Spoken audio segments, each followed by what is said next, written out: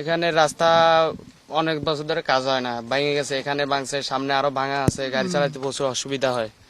এক চাকা পড়ে যায়, কোনো কোনো জায়গায় মানুষ দিয়ে ঠেলে তুলতে হয় এরকম। তারপরে এখানে ব্রিজ একটা ভেঙে গেছে, এটা মনে হয় আমার জন্মের আগে হয়েছে। এই যে 3 দিনের বৃষ্টির জন্য হ্যাঁ, রাস্তায় ক্ষতি হচ্ছে কিনা?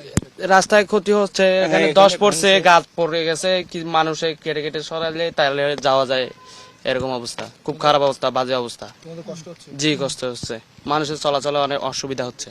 বেশি ক্ষতি একটু কষ্ট করে চলাইতে হতেছে আর কি। ভাঙছে কাটা পাহাড় এক জায়গায় ভাঙছে, এখানে ভাঙছে, তারপরে গরু বাজার রাস্তায় 2-1 জায়গায় ভাঙছে। ওদিক দিয়ে গরু বাজার যাইতে ওদিক দিয়ে ভাঙছে 10 পয়রা, এদিক দিয়ে পুরো রাস্তায় এরকম, ব্রিজের ঘুরাও এরকম, বেশি সমস্যা গাড়ি চলাচল করতে। যেমন আমরা হাইটে গেছি সকালে, এটা না করলে আজকে হাইটে চলতে হইতো। এই যে বন্ধ ছিল না, কালকে পরশু দিন ভাঙছে।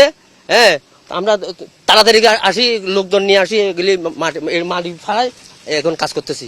গাড়ি বন্ধ ছিল না। কেমন ভাঙছিল রাস্তা? রাস্তা বেশি ভাঙছিল, এই পর্যন্ত পিচ ছিল তো, পিচ ভাঙি গেছে। তাই এই দ্রুত আমরা কাজ শুরু চালাচ্ছি।